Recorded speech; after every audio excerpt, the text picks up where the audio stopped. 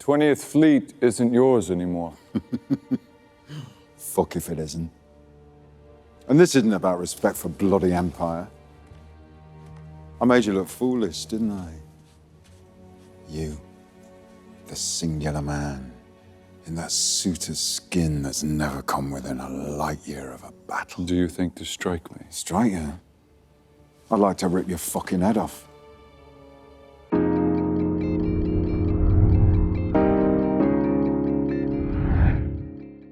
Aboard the Beggar, Gale, Salvor, and Hari prepare to land on Ignis. When Gale continues to stress over her vision of Salvor's death, Salvor tells Gale to focus on the bigger plan instead of worrying about saving her life. Touching down, Hari tells them that he has brought them to a barren mining planet called 𝐒𝐞𝐚𝐬𝐬𝐸 world, instead of Ignis. He explains that 𝐒𝐞𝐚𝐬𝐬𝐸 world was once mined by massive autonomous machines before it was shut down centuries prior, and that he was told to come to the planet by the Prime Radiant. Although Gale is furious at Hari's casual deception, she agrees to bring him and the Prime Radiant to a nearby statue called the Monument to Industry, leaving Salvor back at the ship. On Terminus, the colony leaders hold a meeting after the Warden's death at the vault, while Director 𝐒𝐚𝐬𝐬𝐸𝐸 and several others are hesitant to recruit Hober Mallow due to his reputation as a conman. Polly believes that it must be part of Hari's grand plan, despite Hober's shady past. Without many other options to consider, Polly and Brother Constant set out to the planet of Coral to track him down.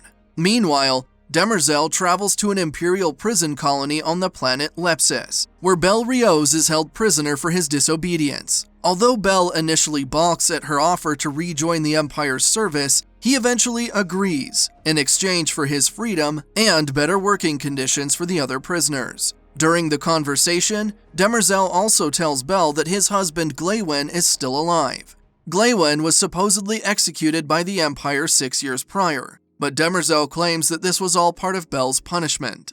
Back on 𝐒𝐞𝐚𝐬𝐬𝐸𝐸 world, Gale and Hari arrive at the Monument to Industry statue after a lengthy trek through the desert, and discover a mysterious door high in the mountainside. Behind the door, in a dark cave, they are greeted by the legendary mathematician 𝐒𝐞𝐚𝐬𝐬𝐸𝐸, who has been supposedly dead for thousands of years. Instead of offering answers, Hari tells Gale to return to the ship without him, and to leave the planet if he doesn't return within 6 hours. As 𝐒𝐞𝐚𝐬𝐬𝐸𝐸 slams the door in her face, Gale is once again left in the dark about Hari's true plan. On the bustling planet of Coral, Hober Mallow has a meeting via hologram with the planet's leader, Commodore Argo. Using a fake identity, Hober tries to sell Argo a high-tech gadget called a castling device, which allows two people to switch places via teleportation. However, Argo suspects that the device is a fraud, so he challenges Hober to demonstrate the technology. In a flash, Hober swaps places with Commodore, and in the confusion, steals the crown jewel from Argo's scepter.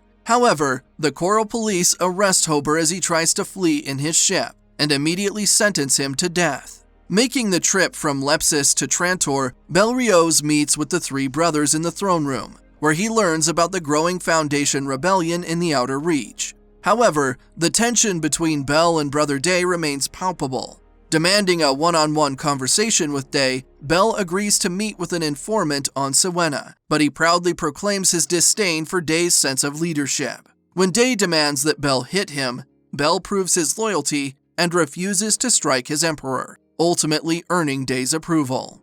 Leaving the throne room, Bel has an emotional reunion with 𝐒𝐤𝐤𝐬𝐸𝐸𝐸, before finally taking a much-needed shower. Afterward, 𝐒𝐤𝐤𝐬𝐸𝐸𝐸𝐸 helps him cut his hair and shave, while Demerzel and Day spy on them with the palace surveillance system. Back on 𝐒𝐞𝐚𝐬𝐬𝐸𝐸𝐸𝐸, Gale returns to the ship and tells Salvor about her experience in the cave. In response, Salvor claims that the whole planet gives her a bad feeling, and that the digital form of Hari scares her. 6 hours later, when Hari still hasn't returned, Salvor convinces Gale to follow his advice and leave the planet.